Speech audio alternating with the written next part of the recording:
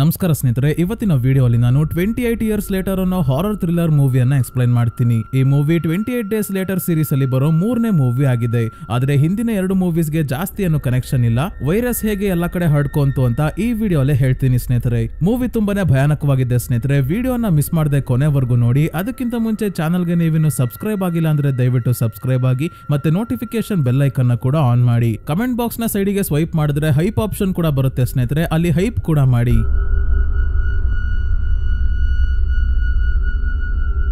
So 28 years ಲೇಟರ್ಗೂ ಮುಂಚೆ ಮೊದಲನೇ movie 28 days later ಅಲ್ಲಿ ಇಡೀ ಯುನೈಟೆಡ್ ಕಿಂಗ್ಡಮ್ ತುಂಬಾ ಹೇಗೆ ರೇಜ್ ಅನ್ನೋ ವೈರಸ್ ಹರಡ್ಕೊಂಡಿತ್ತು ಅನ್ನೋದು ನೋಡೋಣ. ಎಲ್ಲ ಶುರು ಆಗಿದ್ದು ಇಂಗ್ಲೆಂಡ್ ನ ಕೇಂಬ್ರಿಡ್ಜ್ ಸಿಟಿಯ ಒಂದು ಲ್ಯಾಬ್ ಇಂದ. ಸೈಂಟಿಸ್ಟ್ ಗಳು ಮನುಷ್ಯನ ಕೋಪವನ್ನ ಕಡಿಮೆ ಮಾಡೋ ಔಷಧಿಯನ್ನ ಕಂಡಿಡಿಯೋಕೆ ಹೋಗಿ ಕೋಪವನ್ನ ಜಾಸ್ತಿ ಮಾಡೋ ವೈರಸ್ ನ ಸೃಷ್ಟಿ ಮಾಡ್ಬಿಟ್ಟಿದ್ದಾರೆ. ಈ ವೈರಸ್ ನ ಚಿಂಪಾಂಜಿಗಳಿಗೆ ಕೊಟ್ಟು ಎಕ್ಸ್ಪೆರಿಮೆಂಟ್ ಮಾಡ್ಬೇಕಾದ್ರೆ ಅನಿಮಲ್ ಆಕ್ಟಿವಿಸ್ಟ್ ಗಳು ಲ್ಯಾಬ್ ಗೆ ನುಗ್ಗಿ ಚಿಂಪಾಂಜಿಗಳ ಮೇಲೆ ಎಕ್ಸ್ಪೆರಿಮೆಂಟ್ ಮಾಡಿ ಅವುಗಳಿಗೆ ಟಾರ್ಚರ್ ಕೊಡ್ತಾ ಇದ್ದಾರೆ ಅಂತ ರೆಸ್ಕ್ಯೂ ಮಾಡೋಕೆ ನೋಡಿದಾಗ ಒಬ್ರು ಸೈಂಟಿಸ್ಟ್ ಇವರಿಗೆ ವಾರ್ನ್ ಮಾಡ್ತಾರೆ. ಅವುಗಳು ರೇಜ್ ವೈರಸ್ ಇಂದ ಇನ್ಫೆಕ್ಟ್ ಆಗಿದ್ದಾವೆ, ರಕ್ತ ಅಥವಾ ಎಂಜಿಲು ಏನಾದ್ರೂ ಮನುಷ್ಯರ ದೇಹ ಸೇರಿದ್ರೆ ಕತೆ ಮುಗೀತು ಅಂತ. ಆದ್ರೆ ಇವರ ಮಾತನ್ನ ಕೇಳದೆ ಚಿಂಪಾಂಜಿಯನ್ನ ಹೊರಗೆ ಬಿಡ್ತಿದ್ದಂಗೆ ಅದು ಎಲ್ಲರ ಮೇಲೂ ದಾಳಿ ಮಾಡಿ ಕಚ್ಚೋಕೆ ಶುರು ಮಾಡುತ್ತೆ. ಅನಿಮಲ್ ಆಕ್ಟಿವಿಸ್ಟ್ ಗಳು ನೋಡ್ತಿದ್ದಂಗೆ ರಕ್ತದ ವಾಂತಿ ಮಾಡ್ಕೊಂಡು ರೇಜ್ ವೈರಸ್ ಇಂದ ಇನ್ಫೆಕ್ಟ್ ಆಗಿ ಎಲ್ಲರ ಮೇಲೂ ದಾಳಿ ಮಾಡೋಕೆ ಶುರು ಮಾಡ್ತಾರೆ. ರೇಜ್ ಅಂದ್ರೆ ಕ್ರೋಧ. ಈ ವೈರಸ್ ದೇಹ ಸೇರಿದಾಗ ಮನುಷ್ಯ ತನ್ನ ಕ್ರೋಧವನ್ನ ಕಂಟ್ರೋಲ್ ಮಾಡ್ಕೊಳ್ಳೋಕೆ ಆಗಲ್ಲ. ಅಷ್ಟು ಕೋಪ ಜಾಸ್ತಿ ಆಗಿ ತುಂಬಾನೇ ವೈಲೆಂಟ್ ಆಗಿ ಅಟ್ಯಾಕ್ ಮಾಡ್ತಾರೆ. ಇನ್ಫೆಕ್ಟ್ ಆಗಿರೋರ್ಗೆ ಬೇರೆಯವರ ಮೇಲೆ ದಾಳಿ ಮಾಡಿ ಕಚ್ಚೋದ್ ಬಿಟ್ರೆ ಬೇರೆ ಏನು ಗೊತ್ತಾಗಲ್ಲ. ಈ ರೇಜ್ ವೈರಸ್ ಇಂದ ಇನ್ಫೆಕ್ಟ್ ಆದವರು ಜಾಂಬೀಸ್ ಆಗಲ್ಲ ಸ್ನೇಹಿತರೆ. ಇಲ್ಲಿ ಇನ್ಫೆಕ್ಟ್ ಆದವರು ಬದುಕೆ ಇರ್ತಾರೆ, ಆದ್ರೆ ತುಂಬಾನೇ ಕೋಪ ವೈಲೆಂಟ್ ಆಗ್ತಾರೆ. ಕೆಲವು ಸೆಕೆಂಡ್ಸ್ ಅಲ್ಲೇ ಈ ವೈರಸ್ ದೇಹವನ್ನ ತನ್ನ ಕಂಟ್ರೋಲ್ಗೆ ತಗೊಳ್ಳೋದ್ರಿಂದ ಇಡೀ ಯುನೈಟೆಡ್ ಕಿಂಗ್ಡಮ್ ತುಂಬಾ ಹರಡ್ಕೊಂಡು ಇಡೀ ದೇಶನೇ ನಾಶ ಆಗೋ ಸ್ಥಿತಿ ತಲುಪಿದೆ. ಹೇಗೋ ಕೊರೋನಾ ಇಡೀ ಪ್ರಪಂಚದ ತುಂಬಾ ಹರಡ್ಕೊಳ್ಳಿ ಅಂತ ಕಾದು ಲಾಕ್ ಡೌನ್ ಕ್ವಾರಂಟೈನ್ ಎಲ್ಲ ಮಾಡಿದ್ರಲ್ಲ, ಆ ತರ ಇಲ್ಲಿ ಮಾಡಲ್ಲ. ತಕ್ಷಣ ಬೇರೆ ದೇಶದವರೆಲ್ಲ ಎಚ್ಚೆತ್ಕೊಂಡು ಯುನೈಟೆಡ್ ಕಿಂಗ್ಡಮ್ ಇಂದ ಸಂಪರ್ಕವನ್ನೇ ಕಡಿತಗೊಳಿಸಿ ಕ್ವಾರಂಟೈನ್ ಮಾಡ್ತಾರೆ. ಯುಕೆ ಇಂದ ಹೊರಗೆ ಯಾರನ್ನು ಬರೋಕೆ ಬಿಡಲ್ಲ, ಒಳಗಿನ್ ಯಾರು ಹೋಗೋದು ಇಲ್ಲ. ಬಾರ್ಡರ್ ಅಲ್ಲಿ ತುಂಬಾನೇ ಸ್ಟ್ರಿಕ್ಟ್ ಆಗಿ ಸೈನಿಕರು ಕಾರ್ಯಾಚರಣೆ ಮಾಡ್ತಾ ಯಾರೇ ಇನ್ಫೆಕ್ಟ್ ಆಗಿದ್ರು ಆಗದೆ ಇದ್ರು ಯುಕೆ ಇಂದ ಹೊರಗೆ ಬರ್ದೇ ಇರೋ ಹಾಗೆ ನೋಡ್ಕೊಂತಿರೋದ್ರಿಂದ ಎಲ್ಲಾ ದೇಶಗಳು ಸೇಫ್ ಆಗಿದೆ. ಯುಕೆ ಮ್ಯಾಪ್ ಅಲ್ಲೇ ಇಲ್ಲ ಅಂತ ಎಲ್ಲರೂ ಸುಮ್ನಾಗ್ಬಿಟ್ಟಿದ್ದಾರೆ. ಈಗ 28 ಇಯರ್ಸ್ ಲೇಟರ್ ಮೂವಿಯಲ್ಲಿ ಏನಾಗುತ್ತೆ ಅಂತ ನೋಡೋಣ. ಮೊದಲನೇ ಬಾರಿ ವೈರಸ್ ಹರಡೋಕೆ ಶುರು ಆದಾಗ ಸ್ಕಾಟ್ಲ್ಯಾಂಡ್ ನ ಒಂದು ಫ್ಯಾಮಿಲಿ ಅವರು ತಮ್ಮ ಮಕ್ಕಳನ್ನೆಲ್ಲ ಒಂದು ರೂಮ್ ಅಲ್ಲಿ ಟಿವಿ ಮುಂದೆ ಕೂರಿಸಿದ್ದಾರೆ. ಅಲ್ಲಿವರೆಗೂ ದೊಡ್ಡವರೆಲ್ಲ ಸುರಕ್ಷಿತವಾದ ಜಾಗಕ್ಕೆ ಹೋಗೋದ್ರ ಬಗ್ಗೆ ಡಿಸ್ಕಸ್ ಮಾಡ್ಬೇಕಾದ್ರೆ ಇದ್ದಕ್ಕಿದ್ದಂಗೆ ಫ್ಯಾಮಿಲಿ ಅವರೇ ಇನ್ಫೆಕ್ಟ್ ಆಗಿ ದಾಳಿ ಮಾಡೋಕೆ ಶುರು ಮಾಡ್ತಾರೆ. ಮಕ್ಕಳಿರೋ ರೂಮ್ಗೆ ಒಬ್ಬ ಇನ್ಫೆಕ್ಟ್ ಆಗಿರೋ ವ್ಯಕ್ತಿ ನುಗ್ಗಿ ಮಕ್ಕಳನ್ನ ಕಚ್ಚಬೇಕಾದ್ರೆ ಜಿಮ್ಮಿ ಅನ್ನೋ ಹುಡುಗ ಮಾತ್ರ ತಪ್ಪಿಸ್ಕೊಂತಾನೆ. ತನ್ನ ತಾಯಿ ಹತ್ರ ಬರೋಕೆ ನೋಡಿದಾಗ ಇವರ ಮೇಲೂ ಇನ್ಫೆಕ್ಟ್ ಆಗಿರೋ ವ್ಯಕ್ತಿ ದಾಳಿ ಮಾಡಿರೋದ್ರಿಂದ ರೂಮ್ ನ ಡೋರ್ ಹಾಕೊಂಡು ಜಿಮ್ಮಿಗೆ ತಪ್ಪಿಸ್ಕೊಳ್ಳೋಕೆ ಹೇಳ್ತಾರೆ. ಜಿಮ್ಮಿ ಸೀದಾ ಚರ್ಚಲ್ಲಿ ಇರೋ ತನ್ನ ತಂದೆ ಬಳಿ ಬಂದಾಗ ಇವರಂತೂ ಅಂತ್ಯಕಾಲ ಬಂದಿದೆ, ದೇವ್ರಿಟ್ಟಂಗ್ ಆಗ್ಲಿ ಅಂತ ಸರೆಂಡರ್ ಆಗ್ಬಿಟ್ಟಿದ್ದಾರೆ. ಜಿಮ್ಮಿಗೆ ತಮ್ಮ ಕ್ರಾಸ್ ಇರೋ ನೆಕ್ಲೆಸ್ ನ ಕೊಟ್ಟು ಇದನ್ನ ನಿನ್ನ ಬಳಿ ಯಾವಾಗ್ಲೂ ಇಡ್ಕೋ ಅಂತ ಹೇಳಿ ಇವನಿಗೆ ತಪ್ಪಿಸ್ಕೊಳ್ಳೋಕೆ ಹೇಳ್ತಾರೆ. ಇವರೆಲ್ಲಿಗೂ ಹೋಗಲ್ಲ. ಜಿಮ್ಮಿ ಒಂದು ಜಾಗದಲ್ಲಿ ಬಚ್ಚಿಡ್ಕೊಂಡಿದ್ದಾಗ ಇನ್ಫೆಕ್ಟ್ ಆಗಿರೋ 10 ಜನರು ಜಿಮ್ಮಿ ಅವ್ರ ಅಪ್ಪಂಗೆ ಕಚ್ಚಿ ಇನ್ಫೆಕ್ಟ್ ಮಾಡ್ತಾರೆ. ನಂತರ ಯಾರು ಇಲ್ದೇ ಇರೋದನ್ನ ನೋಡಿ ಜಿಮ್ಮಿ ಓಡೋಕೆ ಶುರು ಮಾಡ್ತಾನೆ. ಇವನ ಕತೆ ಏನಾಯ್ತು ಅಂತ ಮೂವಿಯ ಕೊನೆಯಲ್ಲಿ ನೋಡೋಣ. ಈಗ ಕತೆ 28 ವರ್ಷ ಮುಂದೆ ಹೋಗುತ್ತೆ. 28 ಇಯರ್ಸ್ ಲೇಟರ್ ಈಗಾಗ್ಲೇ ಯುಕೆ ನ ಕ್ವಾರಂಟೈನ್ ಮಾಡಿ ಬೇರೆ ಯಾವ ದೇಶಕ್ಕೂ ವೈರಸ್ ಹರಡದೇ ಇರೋ ಹಾಗೆ ನೋಡ್ಕೊಂತಾ ಇದ್ದಾರೆ. ಸಮಸ್ಯೆ ಏನಂದ್ರೆ ಯುಕೆ ಅಲ್ಲಿ ಇನ್ಫೆಕ್ಟ್ ಆಗದೆ ಇರೋರ್ನ ಅಲ್ಲೇ ಬಿಟ್ಬಿಟ್ಟಿದ್ದಾರೆ. ಯಾರು ರೆಸ್ಕ್ಯೂ ಮಾಡಿಲ್ಲ ಇನ್ಫೆಕ್ಷನ್ ನ ಭಯದಿಂದ. ಹಾಗಾಗಿ ವೈರಸ್ ಹರಡಿ 28 ವರ್ಷ ಆದ್ರೂ ಇನ್ಫೆಕ್ಟ್ ಆಗದೆ ಇರೋ ಜನರು ಇನ್ಫೆಕ್ಟ್ ಆಗಿರೋದ್ರಿಂದ ತಪ್ಪಿಸ್ಕೊಂಡು ಸರ್ವೈವ್ ಆಗ್ತಾ ಇದ್ದಾರೆ. ಈಗ ಹೋಲಿ ಐಲ್ಯಾಂಡ್ ಅನ್ನೋ ಒಂದು ದ್ವೀಪವನ್ನ ತೋರಿಸ್ತಾರೆ. ಇಲ್ಲಿ ಒಂದು ಸಮುದಾಯದವರು ವಾಸವಾಗಿದ್ದಾರೆ. ಇಲ್ಲಿ ಯಾರು ಇನ್ಫೆಕ್ಟ್ ಆಗಿರೋರು ಇಲ್ಲ. ಈ ಐಲ್ಯಾಂಡ್ ಇಂದ ಮೇನ್ ಲ್ಯಾಂಡ್ ಹೋಗೋಕೆ ಒಂದು ಕಾಲು ದಾರಿ ಇದೆ. ಸಮುದ್ರದ ಅಲೆಗಳು ಜಾಸ್ತಿ ಆದಾಗ ಅದು ಕೂಡ ನೀರಲ್ಲಿ ಮುಚ್ಚೋಗುತ್ತೆ. ಯಾರು ಓಡಾಡೋಕಾಗಲ್ಲ. ಹಾಗಾಗಿ ಇನ್ಫೆಕ್ಟ್ ಆಗಿರೋರು ಯಾರು ಈ ದ್ವೀಪಕ್ಕೆ ಬರೋಕಾಗಲ್ಲ. ಬಂದ್ರು ದ್ವೀಪದ ಸುತ್ತ ಬಾರ್ಡರ್ ಅಲ್ಲಿ ಕಾವಲು ಕಾಯ್ತಾ ಇರೋ ಗಾರ್ಡ್ಸ್ ಇನ್ಫೆಕ್ಟ್ ಆಗಿರೋರು ದ್ವೀಪದ ಗೇಟ್ ಹತ್ರ ಬರೋ ಅಷ್ಟರಲ್ಲೇ ಬಿಲ್ಲು ಬಾಣದಿಂದ ಅವರನ್ನ ಕೊಲ್ತಾರೆ. ಇವರ ಹತ್ರ ಜಾಸ್ತಿ ವೆಪನ್ಸ್ ಗಳೇನು ಇಲ್ಲ, ಕೇವಲ ಬಿಲ್ಲು ಬಾಣ ಇದೆ ಅಷ್ಟೇ. ಕಾಡಿನ ಜನರ ತರನೇ ಇವರು ಕೂಡ ಬದುಕ್ತಾ ಇದ್ದಾರೆ. ಕೆಲವೊಮ್ಮೆ ಮೇನ್ ಲ್ಯಾಂಡ್ ಗೆ ಹೋಗಿ ತಿನ್ನೋಕೆ ಏನಾದ್ರೂ ಅಥವಾ ಬೇರೆ ಬೇರೆ ಉಪಯೋಗಕ್ಕೆ ಬರೋ ವಸ್ತುಗಳನ್ನ ಹೊಂಚ್ಕೊಂಡ್ ಬರ್ತಿರ್ತಾರೆ. ಜೊತೆಗೆ ಇನ್ಫೆಕ್ಟ್ ಆಗಿರೋರ್ನ ಕೂಡ ಬಾಣಗಳಿಂದ ಕೊಲ್ತಾ ಇರ್ತಾರೆ. ಈ ದ್ವೀಪದಲ್ಲಿ ವಾಸವಾಗಿರೋ ಒಂದು ಫ್ಯಾಮಿಲಿ ಅವರ ಬಗ್ಗೆನೇ ಈ ಮೂವಿಯಲ್ಲಿ ನಾವು ನೋಡೋದು. ಇವನ ಹೆಸರು ಜೇಮಿ, ಇವನ ಹೆಂಡತಿ ಹೆಸರು ಐಲಾ. ಇವಳಿಗೆ ಹುಷಾರಿಲ್ಲ, ಏನ್ ಕಾಯಿಲೆ ಅಂತಾನು ಗೊತ್ತಿಲ್ಲ. ಡಾಕ್ಟರ್ ಇಲ್ದೇ ಇರೋದ್ರಿಂದ ಒಂದೊಂದ್ಸಲ ಏನೇನೋ ಮಾತಾಡ್ತಾಳೆ, ಮತ್ತೆ ಎಲ್ಲವನ್ನ ಮರ್ತೋಗ್ತಾ ಇರ್ತಾಳೆ. ಇವ್ರಿಗೆ 12 ವರ್ಷದ ಮಗ ಇದ್ದಾನೆ, ಸ್ಪೈಕ್ ಅಂತ. ಜೇಮಿ ಸ್ಪೈಕ್ಗೆ ಇನ್ಫೆಕ್ಟ್ ಆಗಿರೋರ್ನ ಹೇಗ್ ಕೊಲ್ಬೇಕು, ಹೇಗೆ ಬೇಟೆ ಆಡ್ಬೇಕು ಅಂತ ಎಲ್ಲವನ್ನ ಹೇಳ್ಕೊಟ್ಟಿದ್ದಾನೆ. ಬಿಲ್ಲು ವಿದ್ಯೆನ ಕೂಡ ಹೇಳ್ಕೊಟ್ಟಿದ್ದಾನೆ. ಸೊ ಸ್ಪೈಕ್ ಈಗ ಮೇನ್ ಲ್ಯಾಂಡ್ ಗೆ ಹೋಗೋಕೆ ರೆಡಿ ಆಗಿದ್ದಾನೆ ಅಂತ ಹಿಂದೆನೆ ಲಗೇಜ್ ಲಗೇಜ್ ಪ್ಯಾಕ್ ಮಾಡ್ಕೊಂಡು ಮೈನ್ಲ್ಯಾಂಡ್ ಗೆ ಹೋಗೋಕು ಮುಂಚೆ ಐಲಾಗೆ ಈ ವಿಷಯ ಗೊತ್ತಾಗಿ ತುಂಬಾನೇ ಜಗಳ ಮಾಡ್ತಾಳೆ. ಇರೋ ಒಬ್ಬ ಮಗನನ್ನ ಮೈನ್ಲ್ಯಾಂಡ್ ಗೆ ಕರ್ಕೊಂಡು ಹೋಗಿ ಸಾಯಿಸ್ಬೇಕು ಅಂತಿದ್ಯಾ ಅಂತ ಜೇಮಿಗೆ ಬೈಬೇಕಾದ್ರೆ ಸ್ಪೈಕ್ ಇವಳಿಗೆ ಸಮಾಧಾನ ಮಾಡಿ ಇಲ್ಲ ನಾನು ಸ್ಕೂಲ್ಗೆ ಹೋಗ್ತೀನಿ ಅಂತ ಹೇಳಿ ಕೊನೆಗೆ ತನ್ನ ತಂದೆ ಜೇಮಿ ಜೊತೆ ಮೈನ್ಲ್ಯಾಂಡ್ ಗೆ ಹೊಡ್ತಾನೆ. ಜನ ಎಲ್ಲರೂ ಗೆದ್ದು ಬಾ ಮಗನೆ ಅಂತ ಆಶೀರ್ವಾದ ಮಾಡಿ ಆಲ್ ದ ಬೆಸ್ಟ್ ಹೇಳಿ ಮೋಟಿವೇಟ್ ಮಾಡಿ ಕಳ್ಸಿದ್ರೆ ಗೇಟ್ ಹತ್ರ ಬಂದಾಗ ಗಾರ್ಡ್ ಸ್ಪೈಕ್ ಗೆ ಡಿಮೋಟಿವೇಟ್ ಮಾಡ್ತಾರೆ. ನಮ್ಮ ಸಮುದಾಯದ ರೂಲ್ಸ್ ನಿನಗೆ ಗೊತ್ತಿದೆ ಅಲ್ವಾ, ಒಂದು ಸಲ ಹೊರಗೆ ಹೋದ್ರೆ ಇನ್ಫೆಕ್ಟ್ ಆಗದೆ ವಾಪಸ್ ಬಂದ್ರೆ ಒಳಗೆ ಸೇರಿಸ್ತೀವಿ, ವಾಪಸ್ ಬರ್ಲಿಲ್ಲ ಅಂದ್ರೆ ನಿಮ್ಮನ್ನ ಕಾಪಾಡೋಕೆ ಹುಡ್ಕೊಂಡು ಯಾರು ಬರಲ್ಲ, ಅಕಸ್ಮಾತ್ ಇನ್ಫೆಕ್ಟ್ ಆಗಿ ವಾಪಸ್ ಬಂದ್ರೆ ಏನ್ ತಲೆ ಕೆಡ್ಸ್ಕೋಬೇಡಿ, ನಾವೇ ನಿಮ್ಮನ್ನ ಸಾಯಿಸ್ತೀವಿ ಅಂತ ಹೇಳಿ ಗೇಟ್ ಓಪನ್ ಮಾಡಿ ಇಬ್ಬರನ್ನ ಕಳಿಸ್ತಾರೆ ಗಾರ್ಡ್ಸ್. ಇವರು ಕಾಲು ದಾರಿಯಲ್ಲಿ ನಡ್ಕೊಂಡು ಮೈನ್ಲ್ಯಾಂಡ್ ಗೆ ಬಂದಾಗ 4 ಗಂಟೆಗಳಲ್ಲಿ ಇವರು ವಾಪಸ್ ಬರ್ಬೇಕು, ಇಲ್ಲಾಂದ್ರೆ ಸಮುದ್ರದ ಅಲೆಗಳು ಜಾಸ್ತಿ ಆಗಿ ನೀರಿನ ಮಟ್ಟ ಮೇಲೆ ಬಂದು ಕಾಲು ದಾರಿ ಮುಚ್ಚೋಗುತ್ತೆ. ಅಲೆಗಳ ರಭಸಕ್ಕೆ ಸ್ವಿಮ್ ಮಾಡ್ಕೊಂಡು ಕೂಡ ಹೋಗೋಕಾಗಲ್ಲ. ಅಪ್ಪ ಮಗ ಇಬ್ರು ಉಪಯೋಗಕ್ಕೆ ಬರುವಂತ ವಸ್ತು ಏನಾದ್ರೂ ಸಿಗುತ್ತಾ ಅಂತ ಹುಡ್ಕೊಂಡು ಹೋಗ್ಬೇಕಾದ್ರೆ ಸಡನ್ ಆಗಿ ಬ್ರಿಟಿಷ್ ಹಿಸ್ಟ್ರಿಯಲ್ಲಿ ನಡೆದಿದ್ದ ಯುದ್ಧಗಳ ಇಮೇಜಸ್ ವಿಡಿಯೋಸ್ ಎಲ್ಲ ತೋರಿಸ್ತಾರೆ. ಜೊತೆಗೆ 1915 ಟೈಲರ್ ಹೋಮ್ಸ್ ಅನ್ನೋ ಆಕ್ಟರ್ ಬೂಟ್ಸ್ ಅನ್ನೋ ಪೊಯಮ್ ಹೇಳಿರೋದು ರೆಕಾರ್ಡ್ ಮಾಡಿರ್ತಾರೆ. ಆ ರೆಕಾರ್ಡಿಂಗ್ ನ ಮಧ್ಯದಲ್ಲಿ ಪ್ಲೇ ಮಾಡ್ತಾರೆ. ಯಾಕೆ ಅಂದ್ರೆ ಬ್ರಿಟಿಷ್ ಅವರ ಮರೆತು ಹೋದ ಇತಿಹಾಸವನ್ನ ನೆನಪಿಸೋಕೆ. ಎಷ್ಟು ಯುದ್ಧಗಳು, ಎಷ್ಟು ಸಾವು ನೋವಾಗಿದೆ ಅದೆಲ್ಲವನ್ನ ಮರ್ಸೋಂತ ವೈರಸ್ ಕೂಡ ಯುಕೆನ ವಕ್ಕರ್ಸ್ಕೊಂಡಿದೆ.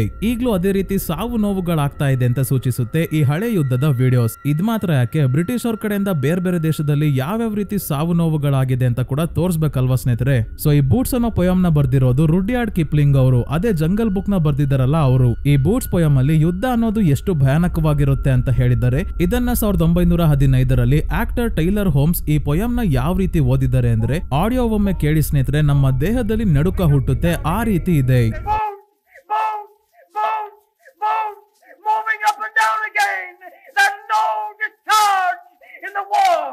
ಸೊ ಕತೆ ಕಡೆ ವಾಪಸ್ ಬರೋಣ. ಜೇಮಿ ಮತ್ತೆ ಸ್ಪೈಕ್ ಒಬ್ಬ ಇನ್ಫೆಕ್ಟ್ ಆಗಿರೋ ವ್ಯಕ್ತಿ ನೆಲದಲ್ಲಿ ತೆವಳ್ಕೊಂಡು ಎರೆಹುಳುಗಳನ್ನ ತಿಂತಾ ಇರೋದು ನೋಡ್ತಾರೆ. ಅವನನ್ನ ಹೇಗೆ ಕೊಲ್ಬೇಕು ಅಂತ ಜೇಮಿ ಹೇಳ್ಕೊಟ್ಟಾಗ ಸ್ಪೈಕ್ ಅವನ ಕತ್ತಿಗೆ ಬಾಣ ಬಿಟ್ಟು ಕೊಲ್ತಾನೆ. ಈ ವ್ಯಕ್ತಿ ಕಿರ್ಚಾಡೋ ಶಬ್ದ ಕೇಳಿ ಇನ್ನೊಂದಿಬ್ರು ಇನ್ಫೆಕ್ಟ್ ಆಗಿರೋರು ಬಂದಾಗ ಸ್ಪೈಕ್ ಗಾಬರಿ ಆಗೋಗ್ತಾನೆ. ಆದ್ರೆ ಜೇಮಿ ಎಲ್ಲರಿಗೂ ಬಾಣದಿಂದ ಕೊಲ್ತಾನೆ. ಹೀಗೆ ಮುಂದೆ ಹೋಗ್ಬೇಕಾದ್ರೆ 100 ಜಿಂಕೆಗಳು ಓಡ್ ಹೋಗ್ತಾ ಇರೋದನ್ನ ನೋಡಿ ಸ್ಪೈಕ್ ತುಂಬಾನೇ ಖುಷಿ ಪಡ್ತಾನೆ. ಮನುಷ್ಯರು ಬದುಕಿದ್ದಾಗ ಈ ರೀತಿ ದೃಶ್ಯವನ್ನ ನೋಡೋಕೆ ಸಿಗ್ತಿರ್ಲಿಲ್ಲ. ವೈರಸ್ ಪ್ರಾಣಿಗಳಿಗೆ ಇನ್ಫೆಕ್ಟ್ ಮಾಡ್ತಿಲ್ಲ, ಕೇವಲ ಚಿಂಪಾಂಜಿ ಅವುಗಳ ಫ್ಯಾಮಿಲಿಗೆ ಸೇರಿದ ಮನುಷ್ಯರನ್ನ ಮಾತ್ರ ಇನ್ಫೆಕ್ಟ್ ಮಾಡ್ತಾ ಇದೆ. ಹಾಗಾಗಿ ಮನುಷ್ಯರು ಕಡಿಮೆ ಆಗಿರೋದ್ರಿಂದ ಪ್ರಾಣಿ ಪಕ್ಷಿಗಳು ಜಾಸ್ತಿ ಆಗಿದ್ದಾವೆ. ಇಷ್ಟು ದಿನ ಮನುಷ್ಯರು ಪ್ರಾಣಿ ಪಕ್ಷಿಗಳಿಗೆ ತೊಂದರೆ ಕೊಡೋದು, ಕೊಲ್ಲೋದು ಎಲ್ಲ ಮಾಡ್ತಿದ್ರು. ಆದರೆ ಈಗ ಪ್ರಾಣಿ ಪಕ್ಷಿಗಳ ಸರದಿ. ಕಾಗೆಗಳು ಇನ್ಫೆಕ್ಟ್ ಆಗಿರೋರ ದೇಹವನ್ನ ಕಚ್ಚಿ ಮಾಂಸವನ್ನ ತಿಂತಾ ಇರೋದನ್ನ ತುಂಬಾನೇ ಸೀನ್ಸ್ ಅಲ್ಲಿ ನಾವು ನೋಡಬಹುದು. ಜೇಮಿ ಮತ್ತೆ ಸ್ಪೈಕ್ ಇಲ್ಲೇ ಹತ್ತಿರದಲ್ಲಿ ಇರೋ ಒಂದು ಮನೆಗೆ ಬರ್ತಾರೆ. ಇಲ್ಲಿ ಒಬ್ಬ ಇನ್ಫೆಕ್ಟ್ ಆಗಿರೋನ ಉಲ್ಟಾ ನೇತ್ ಹಾಕಿದ್ದಾರೆ. ಮತ್ತೆ ದೇಹದ ಮೇಲೆ ಜಿಮ್ಮಿ ಅಂತ ಹೆಸರು ಕೆತ್ತಿರೋದನ್ನ ನೋಡಿ ಮೂವಿಯ ಸ್ಟಾರ್ಟಿಂಗ್ ಅಲ್ಲಿ ನೋಡಿದ ಆ ಸಣ್ಣ ಹುಡುಗ ಜಿಮ್ಮಿನ ಇವನು ಅಂತ ಅನ್ಕೊಂಡೆ ಸ್ನೇಹಿತರೆ. ಆದ್ರೆ ಅಲ್ಲ, ಆ ಜಿಮ್ಮಿ ಕ್ಲೈಮ್ಯಾಕ್ಸ್ ಅಲ್ಲಿ ಬರ್ತಾನೆ. ಇವನನ್ನ ಯಾಕೆ ಈ ರೀತಿ ಉಲ್ಟಾ ನೇತಾಕಿದಾರೋ ಗೊತ್ತಿಲ್ಲ. ಇನ್ಫೆಕ್ಟ್ ಆಗ್ಲಿ ಅಂತಾನೆ ನೇತಾಕಿದಾರ, ಯಾವ್ದಾದ್ರು ತಪ್ಪಿಗೆ ಈ ರೀತಿ ಶಿಕ್ಷೆ ಕೊಟ್ಟಿದಾರ ಗೊತ್ತಿಲ್ಲ. ಒಟ್ನಲ್ಲಿ ಇನ್ಫೆಕ್ಟ್ ಆಗಿರೋರ ಜೊತೆ ಇನ್ಫೆಕ್ಟ್ ಆಗದೆ ಇರೋರು ಕೂಡ ವಿಚಿತ್ರವಾಗಿ ಆಡ್ತಾರೆ ಅಂತ ಇದರಿಂದ ನಮ್ಗೆ ಅರ್ಥ ಆಯ್ತು. ಈ ವ್ಯಕ್ತಿಯನ್ನ ಕೊಲ್ಲೋಕೆ ಜೇಮಿ ಹೇಳಿದಾಗ ಜನರು ಒಬ್ಬನನ್ನ ಸಾಯೋಕೆ ಬಿಟ್ಟು ಹೋಗಿದಾರಲ್ಲ ಅಂತ ಬೇಜಾರಲ್ಲಿ ಇವನ ಮೇಲೆ ಬಾಣ ಬಿಡೋಕು ಮನ್ಸಾಗ್ತಿಲ್ಲ ಸ್ಪೈಕ್ಗೆ. ಅವನು ಇನ್ಫೆಕ್ಟ್ ಆಗಿದ್ದಾನೆ, ಅವನಿಗೆ ಏನು ಗೊತ್ತಾಗಲ್ಲ, ಸಾಯಿಸುವಂತ ಜೇಮಿ ಹೇಳಿದಾಗ ಸ್ಪೈಕ್ ಬಾಣ ಬಿಡೋ ಅಷ್ಟರಲ್ಲೇ ಆ ವ್ಯಕ್ತಿ ಒದ್ದಾಡೋಕೆ ಶುರು ಮಾಡಿದ್ರಿಂದ ಹಗ್ಗ ಕಟ್ಟಾಗಿ ಕೆಳಗೆ ಬೀಳ್ತಾನೆ. ಹಿಂದೆನೆ ಇವನ ತಲೆಗೆ ಬಾಣ ಬಿಟ್ಟು ಕೊಲ್ತಾನೆ ಸ್ಪೈಕ್. ನಂತರ ಒಂದು ಜಾಗದಲ್ಲಿ ಒಂದು ಜಿಂಕೆ ಸಾವನ್ನಪ್ಪಿದೆ. ಇದರ ತಲೆಯನ್ನ ಬೆನ್ನು ಮೂಳೆಯ ಸಮೇತ ಕಿತ್ತಾಕಿ ಮರಕ್ಕೆ ನೇತಾಕಿ ಹೋಗಿದ್ದಾರೆ. ಇದನ್ನ ನೋಡಿ ಸ್ಪೈಕ್ ಹೆದರ್ಕೊಂಡಿದ್ದಾನೆ. ಈ ಬಾರಿ ಜೇಮಿಗೂ ಕೂಡ ಭಯ ಆಗ್ತಿದೆ. ಕಾರಣ ಏನಂದ್ರೆ ಈ ಕೆಲಸ ಮಾಡಿರೋದು ಆಲ್ಫಾ. ಈ ಇನ್ಫೆಕ್ಟ್ ಆಗಿರೋರೆಲ್ಲ ಸಣ್ಣ ಸಣ್ಣ ಗುಂಪುಗಳನ್ನ ಮಾಡ್ಕೊಂಡಿದ್ದಾರೆ. ಈ ಗುಂಪಿನ ಲೀಡರೇ ಆಲ್ಫಾ. ಈ ಆಲ್ಫಾಗಳು ಬೇರೆ ಇನ್ಫೆಕ್ಟ್ ಆಗಿರೋರ್ಗಿಂತ ತುಂಬಾನೇ ಶಕ್ತಿಶಾಲಿ. ಅಷ್ಟು ಸುಲಭವಾಗಿ ಆಲ್ಫಾ ಸಾಯೋದಿಲ್ಲ. ಅದಕ್ಕೆ ತಕ್ಷಣ ಯಾಕಾಗ್ಬೇಕು ಅಂತ ತನ್ನ ಮಗನನ್ನ ಇಲ್ಲಿಂದ ಕರ್ಕೊಂಡು ಹೊಡ್ತಾನೆ ಜೇಮಿ. ಈಗ ಜೇಮಿಗೆ ಏನ್ ಭಯ ಇತ್ತೋ ಅದೇ ಆಗುತ್ತೆ. ಆಲ್ಫಾ ತನ್ನ ಗ್ಯಾಂಗ್ ನ ಕರ್ಕೊಂಡು ಬಂದು ದೂರದಲ್ಲಿ ನಿಂತಿದ್ದಾನೆ. ಇವರನ್ನ ನೋಡ್ತಿದ್ದಂಗೆ ಜೇಮಿಗೆ ಬಾಯ್ಗ್ ಬರುತ್ತೆ. ಮಗನನ್ನ ಕರ್ಕೊಂಡು ವಾಪಸ್ ಹಿಂದಿರುಗಿ ಓಡೋಕೆ ಶುರು ಮಾಡ್ತಾನೆ. ಹಿಂದೆನೆ ಇನ್ಫೆಕ್ಟ್ ಆಗಿರೋ ಗ್ಯಾಂಗ್ ಇವರನ್ನ ಅಟ್ಟಾಡ್ಸ್ಕೊಂಡ್ ಬರ್ತಾ ಇದಾರೆ. ಅಲ್ಲ, ಅಟ್ಲೀಸ್ಟ್ ಇವರಿಗೆ ಚಡ್ಡಿ ಆದ್ರೂ ಹಾಕ್ಬಾರ್ದಾ?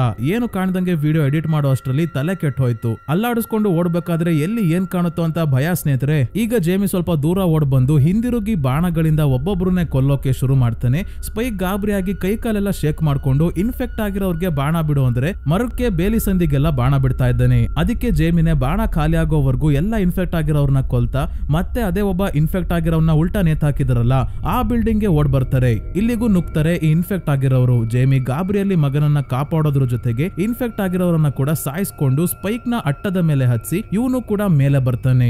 ಆಲ್ಫಾ ಮತ್ತೆ ಅವನ ಗ್ಯಾಂಗ್ಗೆ ಯಾರು ಸಿಗದೆ ಇದ್ದಾಗ ವಾಪಸ್ ಏನೋ ಹೋಗ್ತಾರೆ, ಅಂದ್ರೆ ಬಿಲ್ಡಿಂಗ್ ಇಂದ ವಾಪಸ್ ಹೋಗ್ತಾರೆ. ಹೊರಗೆ ದೂರದಲ್ಲಿ ಅಪ್ಪ ಮಗ ಹೊರಗೆ ಬರೋದನ್ನೇ ಕಾಯ್ಕೊಂಡು ನಿಂತಿದ್ದಾನೆ. ಅದಕ್ಕೆ ಇವರು ಕೂಡ ವಾಪಸ್ ಹೋಗೋಕ್ ಆಗಲ್ಲ. ರಾತ್ರಿ ಆದ್ರೂ ಆಲ್ಫಾಗೆ ಕಾಲ್ ನೋವಾಗಿಲ್ಲ, ನಿಂತ್ಕೊಂಡೇ ಇದ್ದಾನೆ. ಇವರಿಬ್ಬರಿಗೆ ನಿದ್ದೆ ಬರ್ತಾ ಇದೆ. ಇದೇ ಸಮಯಕ್ಕೆ ಸ್ಪೈಕ್ ದೂರದಲ್ಲಿ ದೊಡ್ಡದಾಗಿ ಬೆಂಕಿ ಹತ್ಕೊಂಡು ಉರಿತಾ ಇರೋದನ್ನ ನೋಡಿ ಅಲ್ಲೇನಿದೆ ಅಂತ ಕೇಳಿದಾಗ ಏನೋ ಗೊತ್ತಿಲ್ಲ ಅಂತ ಹೇಳ್ತಾನೆ ಜೇಮಿ. ಗೊತ್ತು ಆದ್ರೂ ಹೇಳಿಲ್ಲ, ಯಾಕೆ ಅಂತ ಮುಂದೆ ನೋಡೋಣ. ಆಲ್ಫಾ ಈಗ್ಲೇ ಹೋಗಲ್ಲ ಅಂತ ಇವರಿಬ್ರು ಮಲಗಿದ್ದಾಗ ಮತ್ತೆ ನೂರಾರು ಜಿಂಕೆಗಳು ಇವರಿರೋ ಬಿಲ್ಡಿಂಗ್ ಮುಂದೆ ಓಡ್ ಹೋಗ್ತವೆ. ಇಷ್ಟಕ್ಕೇನೆ ಬಿಲ್ಡಿಂಗ್ ನ ಮೇಲ್ಚಾವಣಿ ಕುಸಿದು ಬೀಳೋಕೆ ಶುರು ಆದಾಗ ಮಲಗಿರೋ ಸ್ಪೈಕ್ ನ ಜೇಮಿ ಎಚ್ಚರಗೊಳಿಸಿ ಬಿಲ್ಡಿಂಗ್ ಇಂದ ಹೊರಗೆ ಕರ್ಕೊಂಡ್ ಬರ್ತಾನೆ. ಈಗ ಕಾಲು ದಾರಿ ಮೇಲೆ ನೀರಿರುತ್ತೆ, ಆದ್ರೆ ನಡ್ಕೊಂಡ್ ಹೋಗ್ಬೋದು. ಆಲ್ಫಾ ಎಲ್ಲಾದ್ರೂ ಕಂಡ್ರೆ ಸೀದಾ ದ್ವೀಪದ ಗೇಟ್ ಹತ್ರ ಓಡ್ ಹೋಗುವಂತ ಸ್ಪೈಕ್ ಗೆ ಹೇಳಿ ಕಾಲು ದಾರಿ ಹತ್ರ ಕರ್ಕೊಂಡ್ ಬರ್ತಾನೆ ಜೇಮಿ. ಅರ್ಧ ದಾರಿ ದ್ವೀಪದ ಹತ್ರ ಹೋಗಿ ಆದ್ಮೇಲೆ ಹಿಂದೆನೆ ಆಲ್ಫಾ ಓಡ್ ಬರ್ತಾ ಇರೋದನ್ನ ನೋಡ್ತಾರೆ. ಜೇಮಿ ಗಾಬರಿಯಾಗಿ ಸ್ಪೈಕ್ ನ ಬಟ್ಟೆ ಹಿಡ್ಕೊಂಡು ದರ ದರ ಎಳ್ಕೊಂಡು ಓಡ್ತಾ ಇದ್ದಾನೆ. ಮೂವಿ ನೋಡ್ತಿರೋ ನಮ್ಗೆ ಫುಲ್ ಟೆನ್ಷನ್ ಆಗ್ಬಿಡುತ್ತೆ, ಎಲ್ಲಿ ಆಲ್ಫಾ ಇವರನ್ನ ಹಿಡ್ಕೊಂತಾನೋ ಅಂತ. ಅಷ್ಟು ಇಂಟೆನ್ಸ್ ಆಗಿದೆ ಈ ಸೀನ್. ಕಾಲು ದಾರಿ ಮೇಲೆ ಸಮುದ್ರದ ನೀರು ಬೇರೆ ಇರೋದ್ರಿಂದ ಸ್ಪೈಕ್ 50 ಸಲ ಕೆಳಗೆ ಬೀಳ್ತಾ ಇದ್ದಾನೆ. ಜೇಮಿ ಇವನನ್ನ ಎಳ್ಕೊಂಡು ಹೋಗೋದ್ರ ಜೊತೆಗೆ ಜೋರಾಗಿ ವಿಜಲ್ ಹೊಡಿತಾ ಇದ್ದಾನೆ ಗಾರ್ಡ್ಸ್ ಗಳನ್ನ ಎಚ್ಚರಗೊಳಿಸೋಕೆ. ಗಾರ್ಡ್ಸ್ ಆಲ್ಫಾ ಇವರನ್ನ ಅಟ್ಟಾಡ್ಸ್ಕೊಂಡ್ ಬರ್ತಿರೋದನ್ನ ನೋಡಿ ಬಾಣಗಳಿಂದ ದಾಳಿ ಮಾಡ್ತಾರೆ, ಆದ್ರೆ ಏನು ಪ್ರಯೋಜನ ಆಗ್ತಿಲ್ಲ. ಅದಕ್ಕೆ ಬಲಿಷ್ಠ ಅನ್ನೋ ಹಳೆ ಕಾಲದ ವೆಪನ್ ಇಂದ ಫೈರ್ ಮಾಡಿದಾಗ ಇದರಿಂದ ಆಲ್ಫಾ ಕೊನೆಗೂ ಸಾವನ್ನಪ್ತಾನೆ. ಗೇಟ್ ಹತ್ರ ಬಂದ ಜೇಮಿ ಮತ್ತೆ ಸ್ಪೈಕ್ ನ ಒಳಗೆ ಕರ್ಕೊಳ್ಳಲ್ಲ. ಮೊದ್ಲು ಇವರು ಇನ್ಫೆಕ್ಟ್ ಆಗಿಲ್ಲ ಅನ್ನೋದನ್ನ ಕನ್ಫರ್ಮ್ ಮಾಡ್ಕೊಂಡು ಒಳಗೆ ಕರ್ಕೊಂತಾರೆ. ಆಗ್ಲೇ ಪಾರ್ಟಿಗೆ ಎಲ್ಲ ರೆಡಿ ಆಗಿದೆ. ಸ್ಪೈಕ್ ಜೀವಂತವಾಗಿ ವಾಪಸ್ ಬಂದ ಅಂತ ದೊಡ್ಡದಾಗಿ ಪಾರ್ಟಿ ಮಾಡ್ತಿದ್ದಾರೆ. ಜೇಮಿ ಅಂತೂ ತನ್ನ ಮಗನನ್ನ ಹೊಗಳಿದ್ದು. ನಂತರ ಪಾರ್ಟಿ ಮಧ್ಯದಲ್ಲಿ ಜೇಮಿ ಯಾರೋ ಬೇರೆ ಹುಡುಗಿ ಜೊತೆ ಸೈಡ್ ಗೆ ಹೋಗಿ ರೊಮ್ಯಾನ್ಸ್ ಮಾಡ್ತಿರೋದನ್ನ ನೋಡಿ ಸ್ಪೈಕ್ ಗೆ ಆಘಾತ ಆಗುತ್ತೆ. ತನ್ನ ತಾಯಿ ಕಾಯಿಲೆಯಿಂದ ನರಕ ಅನುಭವಿಸ್ತಾ ಇದ್ದಾರೆ, ಇವರೇನು ಬೇರೆ ಹುಡುಗಿ ಜೊತೆ ಇದಾರಲ್ಲ ಅಂತ ದುಃಖದಲ್ಲಿ ಮನೆಗೆ ವಾಪಸ್ ಬರ್ತಾನೆ. ಇಲ್ಲಿ ಇವರ ಫ್ಯಾಮಿಲಿ ಫ್ರೆಂಡ್ ಸ್ಯಾಮ್ ಹತ್ರ ಸ್ಪೈಕ್ ಮಾತಾಡ್ತಾ ಹಾಗೆ ಕಾಡಿನಲ್ಲಿ ಬೆಂಕಿ ನೋಡಿದ ವಿಷಯ ಹೇಳ್ತಾನೆ. ಆ ಜಾಗದಲ್ಲಿ ಕೆಲ್ಸನ್ ಅನ್ನೋ ಡಾಕ್ಟರ್ ಇದ್ದಾರೆ, ಆದ್ರೆ ಅವರು ಸ್ವಲ್ಪ ವಿಚಿತ್ರ. ಹಾಗಾಗಿ ಜೇಮಿ ಆಗ್ಲಿ ಸ್ಯಾಮ್ ಆಗ್ಲಿ ಅವರ ಬಗ್ಗೆ ಜಾಸ್ತಿ ಏನು ವಿಷಯ ಸ್ಪೈಕ್ ಗೆ ಹೇಳಲ್ಲ. ತನ್ನ ತಾಯಿಯನ್ನ ಗುಣಪಡಿಸೋಕೆ ಡಾಕ್ಟರ್ ಇದ್ದಾರೆ ಅಂದ್ರು ಅವ್ರ ಹತ್ರ ಹೋಗಿಲ್ಲ, ಅವರ ಬಗ್ಗೆ ಸುಳ್ಳು ಬೇರೆ ಹೇಳಿದ್ರು ಅಂತ ಬೇಜಾರಾಗಿ ತನ್ನ ತಾಯಿಯ ಬಳಿ ಬರ್ತಾನೆ. ಮುಂದಿನ ದಿನ ಜೇಮಿಗೆ ಸ್ಪೈಕ್ ಡಾಕ್ಟರ್ ಕೆಲ್ಸನ್ ಬಗ್ಗೆ ಕೇಳಿದಾಗ ಅವನು ಯಾವ್ದೋ ಜಮಾನ್ದಲ್ಲಿ ಡಾಕ್ಟರ್ ಆಗಿದ್ದು, ಈಗ ವಿಚಿತ್ರವಾಗಿ ಆಡ್ತಾನೆ. ಅವನು ಈಗ ಡಾಕ್ಟರ್ ಆಗಿಲ್ಲ ಅಂತ ಹೇಳ್ತಾ ಇದ್ದಾನೆ. ಏನಾಗಿರುತ್ತೆ ಅಂದ್ರೆ ಸ್ಪೈಕ್ ಹುಟ್ಟೋಕು ಮುಂಚೆ ಒಂದಿನ ಜೇಮಿ ಮತ್ತೆ ಒಂದಷ್ಟು ಜನ ಮೇನ್ಲ್ಯಾಂಡ್ ಗೆ ಹೋಗಿದ್ದಾಗ ಬೆಂಕಿಯನ್ನ ನೋಡಿ ಹತ್ರ ಹೋಗಿ ಒಂದು ಶಾಕಿಂಗ್ ದೃಶ್ಯವನ್ನ ನೋಡ್ತಾರೆ. ಅದೇ ನೂರಾರು ಶವಗಳನ್ನ ಡಾಕ್ಟರ್ ಕೆಲ್ಸನ್ ಸಾಲಾಗಿ ಮಲಗಿಸಿ ಒಂದೊಂದೇ ಬಾಡಿನ ತಗೊಂಡ್ ಹೋಗಿ ಬೆಂಕಿ ಒಳಗೆ ಹಾಕ್ತಾ ಇದ್ದಾರೆ. ಇವ್ರೇನ್ ಮಾಡ್ತಿದ್ದಾರೆ, ಇವರ ಉದ್ದೇಶ ಏನು ಅಂತ ಗೊತ್ತಾಗದೆ ಭಯಕ್ಕೇನೆ ಜೇಮಿ ಮತ್ತೆ ಅವನ ಜೊತೆ ಇದ್ದವರೆಲ್ಲ ವಾಪಸ್ ಬಂದಿರ್ತಾರೆ. ನಮ್ಮ ಅಮ್ಮಂಗೆ ಏನಾದ್ರು ಆದ್ರೆ ನೀವು ಆ ಹುಡುಗಿ ಜೊತೆ ಇರ್ತೀರಾ ಹಾಗೆ ಹೀಗೆ ಅಂತ ಕೇಳಿದಾಗ ಜೇಮಿ ಇವನ ಕೆನ್ನೆಗೆ ಹೊಡಿತಾನೆ. ಇದೇ ಸಮಯಕ್ಕೆ ಐಲಾ ತನ್ನ ರೂಮ್ ಇಂದ ತಲೆನೋವು ಅಂತ ಕಿರ್ಚಾಡ್ತಿರೋದಕ್ಕೆ ಸ್ಪೈಕ್ ತನ್ನ ತಾಯಿ ಹತ್ರ ಓಡ್ ಬರ್ತಾನೆ. ಜೇಮಿ ಕೂಡ ರೂಮ್ ಗೆ ಬಂದಾಗ ಸ್ಪೈಕ್ ಜೇಮಿನ ರೂಮ್ ಇಂದ ಹೊರಗೆ ತಳ್ಳಿ ಚಾಕು ತೋರಿಸ್ತಾನೆ. ನಮ್ಮಿಂದ ನೀವು ದೂರ ಇರಿ ಅಂತ ಹೇಳಿ. ಇದರಿಂದ ಜೇಮಿ ಕೋಪ ಮಾಡ್ಕೊಂಡು ಇಲ್ಲಿಂದ ಹೋಗ್ತಾನೆ.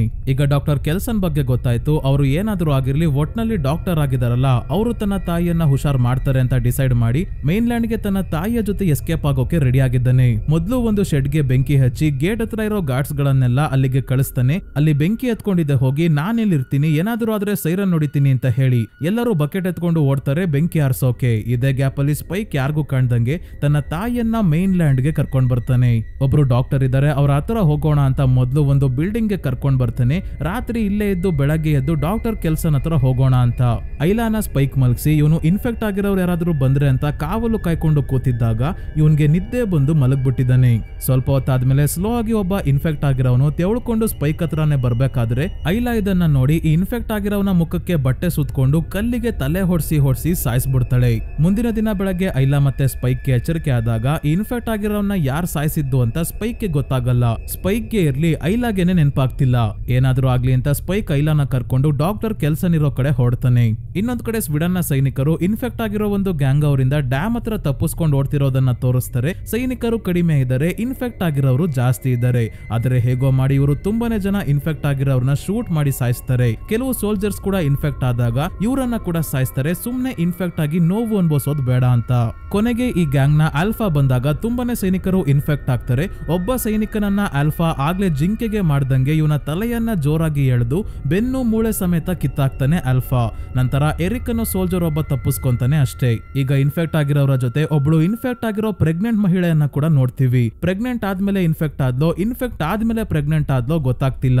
ನಮ್ಗೆ ಯಾಕೆ ಬಿಡಿ ಸ್ನೇಹಿತರೆ ಇವರ ಫ್ಯಾಮಿಲಿ ಮ್ಯಾಟ್ರು. ಈ ಕಡೆ ಅಮ್ಮ ಮಗ ದಾರಿಯಲ್ಲಿ ಹೋಗ್ಬೇಕಾದ್ರೆ ಐಲಾ ಮತ್ತೆ ಏನೇನೋ ಮಾತಾಡ್ತಿದ್ದಾಳೆ. ಇಲ್ದೇ ಇರೋ ತನ್ನ ತಂದೆ ಜೊತೆ ಮಾತಾಡ್ತಿದ್ದಾಳೆ. ಹಿಂದೆನೆ ಇವಳ ಮೂಗಲ್ಲಿ ರಕ್ತ ಬರ್ತಾ ಇದೆ ಅಂತ ಸ್ಪೈಕ್ ರಕ್ತವನ್ನ ಹೊರಿಸಿ ಹಿಂದೆ ನೋಡಿದ್ರೆ ಇಲ್ಲಿಗೆ ಇನ್ಫೆಕ್ಟ್ ಆಗಿರೋರು ಬರ್ತಾ ಇದ್ದಾರೆ. ಒಬ್ಬ ಇನ್ಫೆಕ್ಟ್ ಆಗಿರೋನ್ಗೆ ಸ್ಪೈಕ್ ಬಾಣದಿಂದ ಸಾಯಿಸಿ ಐಲಾನ ಕರ್ಕೊಂಡು ಓಡೋಕೆ ಶುರು ಮಾಡ್ತಾನೆ. ಇಬ್ರು ಒಂದು ಗ್ಯಾಸ್ ಸ್ಟೇಷನ್ ಒಳಗೆ ಬಂದಾಗ ಈ ಜಾಗ ಪೂರ್ತಿ ಬೆಂಜಿನ್ ಗ್ಯಾಸ್ ಇಂದ ತುಂಬಿಕೊಂಡಿದೆ.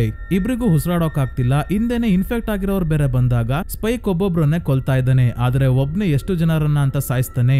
ಇನ್ನೇನ್ ಇವರ ಕತೆ ಮುಗೀತು ಅನ್ನೋಷ್ಟ್ರಲ್ಲಿ ಮೇಲಿಂದ ಆಗ್ಲೇ ತಪ್ಪಿಸ್ಕೊಂಡಿದ್ದ ಸೋಲ್ಜರ್ ಎರಿಕ್ ಬಂದು ಇವರಿಬ್ರನ್ನ ನೆಲದ ಮೇಲೆ ಮಲ್ಗೋಕೆ ಹೇಳಿ ಫೈರ್ ಮಾಡ್ತಿದ್ದಂಗೆ ಗ್ಯಾಸ್ ನ ಕಾರಣದಿಂದ ಬ್ಲಾಸ್ಟ್ ಆಗಿ ಎಲ್ಲಾ ಇನ್ಫೆಕ್ಟ್ ಆಗಿರೋರು ಸುಟ್ಟೋಗಿ ಸಾವನ್ನಪ್ತಾರೆ.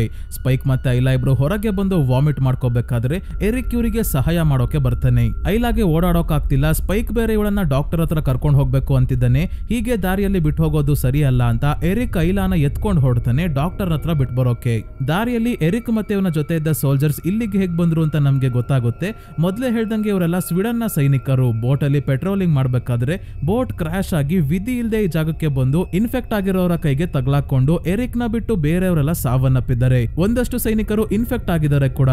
ಹೀಗೆ ಮುಂದೆ ಹೋಗ್ತಾ ಎರಿಕ್ ಐಲಾನ ಎತ್ಕೊಂಡ್ ಬಂದು ಸುಸ್ತಾಯ್ತು ಅಂತ ಇಲ್ಲೇ ಕುತ್ಕೊಂಡು ರೆಸ್ಟ್ ಮಾಡ್ಬೇಕಾದ್ರೆ ಎರಿಕ್ ತನ್ನ ಫೋನ್ ನ ಸ್ಪೈಕ್ ಗೆ ತೋರಿಸ್ತಾನೆ. ಇವನಿಗೆ ಫೋನ್ ಏನು ಅಂತಾನೆ ಗೊತ್ತಿಲ್ಲ. ಇಡೀ ಯುಕೆನೆ ನಾಶ ಆದ್ಮೇಲೆ ಹುಟ್ಟಿರೋದಲ್ವಾ, ಅದಕ್ಕೆ ಈ ಟೆಕ್ನಾಲಜಿ ಬಗ್ಗೆ ಎಲ್ಲ ಸ್ಪೈಕ್ ಗೆ ಗೊತ್ತಿಲ್ಲ. ಸ್ಪೈಕ್ ಸುಧಾರಿಸ್ಕೊಂಡಾದ್ಮೇಲೆ ಎಲ್ಲರೂ ಎದ್ದು ಡಾಕ್ಟರ್ ಇರೋ ಕಡೆ ಹೊರಟಾಗ ಯಾರೋ ಮಹಿಳೆ ಜೋರಾಗಿ ಕಿರ್ಚಾಡ್ತಾ ಇರೋ ಶಬ್ದ ಕೇಳ್ತಾ ಇದೆ. ಎಲ್ಲಿಂದ ಶಬ್ದ ಬರ್ತಾ ಇದೆ ಅಂತ ಹುಡ್ಕೊಂಡು ಟ್ರೈನ್ ಹತ್ರ ಬರ್ತಾರೆ. ಟ್ರೈನ್ ಒಳಗೆ ಆಗ್ಲೇ ಪ್ರೆಗ್ನೆಂಟ್ ಇರೋ ಇನ್ಫೆಕ್ಟ್ ಆಗಿರೋ ಮಹಿಳೆಯನ್ನ ತೋರಿಸಿದ್ರಲ್ಲ, ಅವಳು ಮಗುವಿಗೆ ಜನ್ಮ ನೀಡ್ತಾ ಇದ್ದಾಳೆ. ಹಾಗಾಗಿ ನೋವಲ್ಲಿ ಕಿರ್ಚಾಡ್ತಾ ಇರೋದು. ಮೊದ್ಲೇ ಹೇಳ್ದಂಗೆ ಇವರು ಜಾಂಬೀಸ್ ಅಲ್ಲ ಸ್ನೇಹಿತರೆ, ಮನುಷ್ಯರೇ. ಯೋಚನೆ ಮಾಡೋ ಶಕ್ತಿ ಇದೆ, ಆದ್ರೆ ಎಲ್ಲದಕ್ಕಿಂತ ಜಾಸ್ತಿ ಕ್ರೋಧ ಇದೆ. ಅದೇ ಪ್ರಾಬ್ಲಮ್.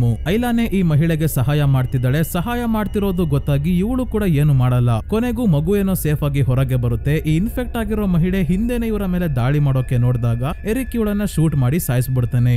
ಆಶ್ಚರ್ಯ ಏನಂದ್ರೆ ಇನ್ಫೆಕ್ಟ್ ಆಗಿರೋ ಮಹಿಳೆಯ ದೇಹದಲ್ಲಿ ಬೆಳೆದಿರೋ ಈ ಮಗು ಇನ್ಫೆಕ್ಟೇ ಆಗಿಲ್ಲ. ಆದ್ರೂ ಎರಿಕ್ ಭಯದಲ್ಲಿ ಮಗುವನ್ನ ಕೆಳಗೆ ಇಡು, ಇಲ್ಲ ಅಂದ್ರೆ ಶೂಟ್ ಮಾಡ್ತೀನಿ ಅಂತ ಐಲಾಗೆ ಹೇಳ್ಬೇಕಾದ್ರೆ ಮೇಲಿಂದ ಆಲ್ಫಾ ಬಂದು ಎರಿಕ್ ನ ಸಾಯಿಸ್ಬಿಡ್ತಾನೆ. ಆಲ್ಫಾ ಇವರಿಬ್ಬರನ್ನ ಕೂಡ ಅಟ್ಟಾಡಿಸ್ಕೊಂಡ್ ಬರ್ಬೇಕಾದ್ರೆ ಸ್ಪೈಕ್ 2-3 ಬಾರಿ ಬಾಣ ಬಿಟ್ರು ಏನು ಪ್ರಯೋಜನ ಆಗ್ತಿಲ್ಲ. ಟ್ರೈನ್ ಇಂದ ಇಳಿದು ಇಲ್ಲೇ ಹತ್ತಿರದಲ್ಲಿ ಇರೋ ಡಾಕ್ಟರ್ ಕೆಲ್ಸನ್ ಹತ್ರ ಓಡ್ಬೇಕಾದ್ರೆ ಹಿಂದೆನೆ ಓಡ್ ಬರ್ತಾ ಇರೋ ಆಲ್ಫಾ ಇವರ ಕತೆ ಮುಗಿಸ್ದ ಅನ್ನೋಷ್ಟ್ರಲ್ಲಿ ಡಾಕ್ಟರ್ ಕೆಲ್ಸನೇ ಬಂದು ತಮ್ಮ ಬ್ಲೋಗನ್ ಇಂದ ಡಾರ್ಟ್ ನ ಶೂಟ್ ಮಾಡ್ತಾರೆ ಈ ಆಲ್ಫಾ ಮೇಲೆ. ಬ್ಲೋಗನ್ ಅಂದ್ರೆ ಸ್ನೇಹಿತರೆ ಅದೇ ಗಾಳಿ ಊದಿ ಒಳಗಿರೋ ಡಾರ್ಟ್ ನ ಶೂಟ್ ಮಾಡೋ ಒಂದು ವೆಪನ್. ಡಾರ್ಟ್ ಅಂದ್ರೆ ಸ್ನೇಹಿತರೆ ಸೂಜಿ ಅಥವಾ ಒಂದು ಸಣ್ಣ ಬಾಣ. ಈ ಡಾರ್ಟ್ ಗೆ ಮಾರ್ಫಿನ್ ಮತ್ತೆ ಝೈಲಜಿನ್ ಹಚ್ಚಿದರೆ ಡಾಕ್ಟರ್ ಕೆಲ್ಸನ್. ಇದು ಸೆಡೇಟಿವ್ ಡ್ರಗ್ ನ ರೀತಿ ಕೆಲಸ ಮಾಡುತ್ತೆ. ಈ ಇನ್ಫೆಕ್ಟ್ ಆಗಿರೋರು ಕೆಲವು ಸಮಯದವರೆಗೂ ಶಾಂತವಾಗಿರ್ತಾರೆ.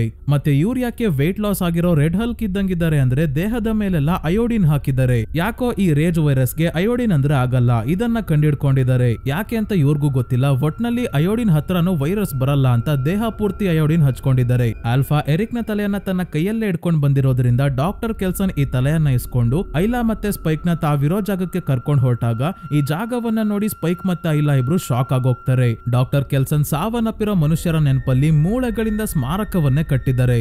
100 ಡೆಡ್ ಬಾಡಿನ ಸಾಲಾಗಿ ಮಲಗಿಸ್ಕೊಂಡು ಒಂದೊಂದಾಗೆ ಸುಡ್ತಾ ಇದ್ರು ಅಂತ ಸ್ಪೈಕ್ ಅವರಪ್ಪ ಜೇಮಿ ಹೇಳಿದ್ನಲ್ಲ. ಆ ದೃಶ್ಯವನ್ನ ನೋಡಿ ಇವರು ವಿಚಿತ್ರವಾಗಿ ಆಡ್ತಾರೆ. ಹಾಗೆ ಹೀಗೆ ಅಂತ ಏನೇನೋ ಅನ್ಕೊಂಡಿರ್ತಾರೆ. ಆದ್ರೆ ಪಾಪ ಇವರು ಸ್ಮಾರಕವನ್ನ ನಿರ್ಮಿಸೋಕೆ ಶವಗಳನ್ನ ಸುಡ್ತಾ ಇದ್ದಿದ್ದು. ಇವರು ಸ್ಪೈಕ್ಗೆ ಮೆಮೆಂಟೋ ಮೋರಿ ಅನ್ನೋ ಲ್ಯಾಟಿನ್ ಪದದ ಬಗ್ಗೆ ಕೂಡ ಹೇಳ್ತಾರೆ. ಇದರ ಅರ್ಥ ಒಂದಲ್ಲ ಒಂದು ದಿನ ಸಾವು ಬಂದೇ ಬರುತ್ತೆ. ಹಾಗಂತ ಭವಿಷ್ಯದಲ್ಲಿ ಯಾವಾಗ ಸಾವು ಬರುತ್ತೋ ಅಂತ ಈಗ್ಲೇ ತಲೆ ಕೆಡ್ಸ್ಕೊಂಡು ಹಿಂದೆ ನಡೆದಿರೋದನ್ನ ಪದೇ ಪದೇ ನೆನಪು ಮಾಡ್ಕೊಂಡು ನೋವಲ್ಲಿ ದಿನಗಳನ್ನ ಕಳೆಯೋದು ಬಿಡಬೇಕು ಅಂತ. ನಂತರ ಎರಿಕ್ ನ ತಲೆ ಸುಟ್ಟಿ ಸ್ಕಲ್ ನ ಸ್ಪೈಕ್ ಗೆ ಡಾಕ್ಟರ್ ಕೆಲ್ಸನ್ ಕೊಡ್ತಾರೆ. ಇವನು ಇದನ್ನ ಸ್ಮಾರಕದ ಮೇಲೆ ಇಡ್ತಾನೆ. ಎಲ್ಲ ಆದ್ಮೇಲೆ ಮಗುವಿನ ಬಗ್ಗೆ ಡಾಕ್ಟರ್ ಕೆಲ್ಸನ್ ಕೇಳಿದಾಗ ಸ್ಪೈಕ್ ಅದು ಇನ್ಫೆಕ್ಟ್ ಆಗಿದ್ದ ಮಹಿಳೆಯ ಮಗು, ಆದ್ರೂ ಅದು ಇನ್ಫೆಕ್ಟ್ ಆಗಿಲ್ಲ ಅಂದಾಗ ಪ್ಲಾಸೆಂಟಾ ಆದ ಕಾರಣದಿಂದ ಮಗುಗೆ ಏನು ಆಗಿಲ್ಲ ಅಂತ ಹೇಳ್ತಾರೆ ಡಾಕ್ಟರ್ ಕೆಲ್ಸನ್. ಪ್ಲಾಸೆಂಟಾ ಒಂದು ನ್ಯಾಚುರಲ್ ಫಿಲ್ಟರ್ ನ ರೀತಿ ಕೆಲಸ ಮಾಡುತ್ತೆ. ತುಂಬಾನೇ ವೈರಸ್ ಅಥವಾ ಇನ್ಫೆಕ್ಷನ್ ತಾಯಿಯ ದೇಹದಿಂದ ಗರ್ಭದ ಒಳಗಿರೋ ಮಗುವಿನ ಹತ್ರ ಹೋಗದೆ ಇರೋ ಹಾಗೆ ನೋಡ್ಕೊಳ್ಳುತ್ತೆ. ರೇಜ್ ವೈರಸ್ ತುಂಬಾನೇ ಪವರ್ಫುಲ್ ಇದ್ರೂ ಕೂಡ ಈ ಪ್ಲಾಸೆಂಟಾವನ್ನ ದಾಟಿ ಮಗುವಿನ ಹತ್ರ ಹೋಗೋಕಾಗಿಲ್ಲ. ಇದೇನೋ ಸರಿ, ಆದ್ರೆ ಮಗುವಿಗೆ ಹಾಲು ಬೇಕಲ್ಲ. ಐಲಾ ಕೇವಲ ನೀರು ಕುಡಿಸ್ತಾ ಇದ್ದಾಳೆ. ಇಲ್ಲೆಲ್ಲೂ ಹಾಲು ಸಿಗಲ್ಲ, ವಾಪಸ್ ದ್ವೀಪಕ್ಕೆ ಹೋಗ್ಬೇಕು. ಸದ್ಯಕ್ಕೆ ಸ್ಪೈಕ್ ತಾನು ಬಂದಿರೋ ವಿಷಯ ಹೇಳಿದಾಗ ಕೆಲ್ಸನ್ ಐಲಾಳ ದೇಹವನ್ನ ಚೆಕ್ ಮಾಡ್ತಿದ್ದಂಗೆ ಇವ್ರಿಗೆ ಗೊತ್ತಾಯ್ತು ಐಲಾಗೆ ಕ್ಯಾನ್ಸರ್ ಇದೆ ಅಂತ. ಐಲಾ ಕೂಡ ಹೀಗೆ ಆಗಿದೆ ಅಂತ ಅನ್ಕೊಂಡಿದ್ಲು. ಸ್ಪೈಕ್ಗೆ ಕ್ಯಾನ್ಸರ್ ಅಂದ್ರೆ ಏನು ಅಂತ ಅರ್ಥ ಆಗ್ತಿಲ್ಲ.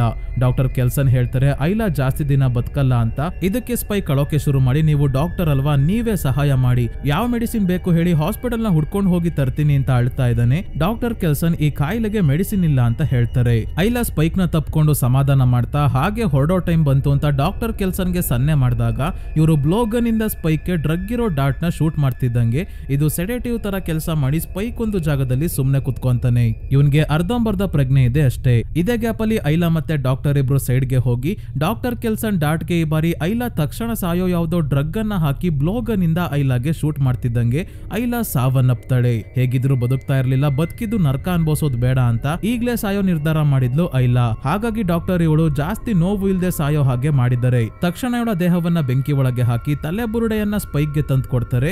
ಇವನು ಪ್ರಜ್ಞೆ ಬಂದ ಮೇಲೆ ತಲೆ ಬುರುಡೆಯನ್ನ ಸ್ಮಾರಕದ ಮೇಲೆ ಟಾಪ್ ಅಲ್ಲಿ ಇಟ್ಟು ತನ್ನ ತಾಯಿಯ ನೆನಪಲ್ಲಿ ತುಂಬಾನೇ ಅಳ್ತಾನೆ. ಈಗ ಅಳೋಕು ಟೈಮ್ ಇಲ್ಲ. ಮತ್ತೆ ಆಲ್ಫಾ ಈಗ ಇವರ ಬಳಿನೇ ಓಡ್ ಬರ್ತಾ ಇರೋದ್ರಿಂದ ಇಬ್ಬರು ಓಡ್ ಹೋಗಿ ಬಚ್ಚಿಡ್ಕೊಂತಾರೆ. ಆದ್ರೆ ಆಲ್ಫಾ ಮೇಲಿಂದನೇ ಡಾಕ್ಟರ್ ಕೆಲ್ಸನ್ನ ಹಿಡ್ಕೊಂಡು ಎಳೆದಾಡ್ಬೇಕಾದ್ರೆ ಸ್ಪೈಕ್ ಇವರ ಬಳಿ ಇದ್ದ ಡ್ರಗ್ ಇರೋ ಡಾಟ್ ನ ಆಲ್ಫಾಗೆ ಚುಚ್ಚಿ ಪ್ರಜ್ಞೆ ತಪ್ಪಿಸ್ತಾನೆ. ಇಲ್ಲಿರೋದು ಸೇಫ್ ಅಲ್ಲ, ಮಗು ಬದುಕಬೇಕು ಅಂದ್ರೆ ನೀನು ವಾಪಸ್ ದ್ವೀಪಕ್ಕೆ ಹೋಗು ಅಂತ ಡಾಕ್ಟರ್ ಕೆಲ್ಸನ್ ಇವನನ್ನ ಕಳಿಸ್ತಾರೆ. ಆದ್ರೆ ಸ್ಪೈಕ್ ದ್ವೀಪದ ಗೇಟ್ ವರ್ಗೂ ಬಂದವನು ಒಳಗೆ ಬರೋದೇ ಇಲ್ಲ. ಮಗು ಇರೋ ಬ್ಯಾಸ್ಕೆಟ್ ಮತ್ತೆ ಲೆಟರ್ ನ ಗೇಟ್ ಹತ್ರನೇ ಇಟ್ಟು ವಾಪಸ್ ಹೋಗ್ತಾನೆ. ಗಾರ್ಡ್ಸ್ ಮಗುವನ್ನ ನೋಡಿ ಜೇಮಿ ಹತ್ರ ಕರ್ಕೊಂಡ್ ಬಂದಾಗ ಇಲ್ಲಿವರೆಗೂ ಸ್ಪೈಕ್ ಐಲಾನ ಕರ್ಕೊಂಡು ಎಲ್ಲೋದ್ನಪ್ಪ ಅಂತ ತಲೆ ಕೆಡ್ಸ್ಕೊಂಡಿದ್ದವನು ಲೆಟರ್ ನ ಓದಿದಾಗ ಗೊತ್ತಾಯ್ತು ಐಲಾಗಿ ಏನಾಯ್ತು ಅಂತ. ಡಾಕ್ಟರ್ ಕೆಲ್ಸನ್ ಕೂಡ ತುಂಬಾನೇ ಒಳ್ಳೆಯವರು ಅಂತ ಈ ಲೆಟರ್ ಅಲ್ಲಿ ಬರ್ದು ಮಗುವನ್ನ ಚೆನ್ನಾಗಿ ನೋಡ್ಕೊಳ್ಳಿ, ನಾನು ನನ್ನ ದಾರಿಯಲ್ಲಿ ಹೋಗ್ತೀನಿ, ನಾನು ರೆಡಿ ಆದಾಗ ವಾಪಸ್ ಬರ್ತೀನಿ. ಮಗುವಿನ ಹೆಸರು ಐಲಾ ಅಂತ ಲೆಟರ್ ಅಲ್ಲಿ ಬರ್ದಿದ್ದಾನೆ ಸ್ಪೈಕ್. ತನ್ನ ತಾಯಿಯ ಹೆಸರನ್ನೇ ಈ ಹೆಣ್ಣು ಮಗುಗೆ ಇಟ್ಟಿದ್ದಾನೆ. ಹಿಂದೆನೆ ಜೇಮಿ ತನ್ನ ಮಗನನ್ನ ನೋಡೋಕೆ ಅಂತ ಗೇಟ್ ತೆಕ್ಕೊಂಡೇನೋ ಓಡ್ ಬರ್ತಾನೆ. ಆದ್ರೆ ಆಗ್ಲೇ ಸಮುದ್ರದ ನೀರಿನ ಮಟ್ಟ ಜಾಸ್ತಿ ಆಗಿರೋದ್ರಿಂದ ಮುಂದೆ ಹೋಗೋಕ್ ಆಗಲ್ಲ. ಸ್ಪೈಕ್ಗೆ ತನ್ನ ತಂದೆ ಬೇರೆ ಹುಡುಗಿ ಜೊತೆ ಇರೋದನ್ನ ನೋಡ್ದಾಗ್ಲಿಂದ ತುಂಬಾನೇ ಬೇಜಾರಾಗಿದೆ. ಅದಕ್ಕೆ ಮನೆಗೆ ಹೋಗೋಕು ಇಷ್ಟ ಆಗದೆ ತನ್ನದೇ ಆದ ಹಾದಿಯಲ್ಲಿ ನಡಿಬೇಕು, ಇನ್ನಷ್ಟು ಸ್ಟ್ರಾಂಗ್ ಆಗ್ಬೇಕು ಅಂತ ಮೇನ್ ಲ್ಯಾಂಡ್ ಅಲ್ಲೇ ಓಡಾಡೋಕೆ ಶುರು ಮಾಡ್ತಾನೆ. ತನ್ನ ಊಟವನ್ನ ತಾನೇ ಹೊಂಚ್ಕೊಂಡು ಹೊಟ್ಟೆ ತುಂಬಿಸ್ಕೊಂತಾ ಇದ್ದಾನೆ. ಈಗ 28 ದಿನಗಳ ನಂತರ ಸ್ಪೈಕ್ ಮೀನನ್ನ ಹಿಡ್ಕೊಂಡ್ ಬಂದು ಬೇಯಿಸಬೇಕಾದ್ರೆ ಇವನ ಮೇಲೆ 10 ಇನ್ಫೆಕ್ಟ್ ಆಗಿರೋರು ಬಂದು ಹಲ್ಲೆ ಮಾಡಿದಾಗ ತನ್ನ ಕೈಯಲ್ಲಿ ಎಷ್ಟಾಗುತ್ತೋ ಅಷ್ಟು ಇನ್ಫೆಕ್ಟ್ ಆಗಿರೋರ್ನ ಕೊಲ್ತಾನೆ. ಇನ್ನೂ ಜಾಸ್ತಿ ಜನ ಬರೋಕೆ ಶುರು ಆದಾಗ ಇವನಿಗೆ ಹೆಲ್ಪ್ ಮಾಡೋಕೆ ಒಂದು ಗ್ಯಾಂಗ್ ಅವರು ಇಲ್ಲಿಗೆ ಬರ್ತಾರೆ. ಇವ್ರಿಗೆಲ್ಲ ಮಾರ್ಷಲ್ ಆರ್ಟ್ಸ್ ಬರುತ್ತೆ ಅನ್ಸುತ್ತೆ. ಅದಕ್ಕೆ ಡಿಸೈನ್ ಆಗಿ ಇನ್ಫೆಕ್ಟ್ ಆಗಿರೋರ್ನೆಲ್ಲ ಕೊಲ್ತಾರೆ. ಈಗ ನಮ್ಗೆ ಗೊತ್ತಾಗುತ್ತೆ ಈ ಗ್ಯಾಂಗ್ ಲೀಡರ್ ನ ಹೆಸರು ಜಿಮ್ಮಿ ಅಂತ. ಹೌದು ಸ್ನೇಹಿತರೆ, ಮೂವಿಯ ಸ್ಟಾರ್ಟಿಂಗ್ ಅಲ್ಲಿ ತೋರಿಸಿದ ಅದೇ ಚಿಕ್ಕ ಹುಡುಗ ಜಿಮ್ಮಿ ಒಬ್ನೇ ಸರ್ವೈವ್ ಆಗಿ 28 ವರ್ಷಗಳ ನಂತರ ಇನ್ನೂ ಬದುಕಿದ್ದಾನೆ. ಇವನ ತಂದೆ ಕೊಟ್ಟಿದ್ದ ಕ್ರಾಸ್ ಇರೋ ನೆಕ್ಲೆಸ್ ಕೂಡ ಕತ್ತಲ್ಲೇ ಇದೆ, ಆದ್ರೆ ಉಲ್ಟಾ ಹಾಕೊಂಡಿದ್ದಾನೆ.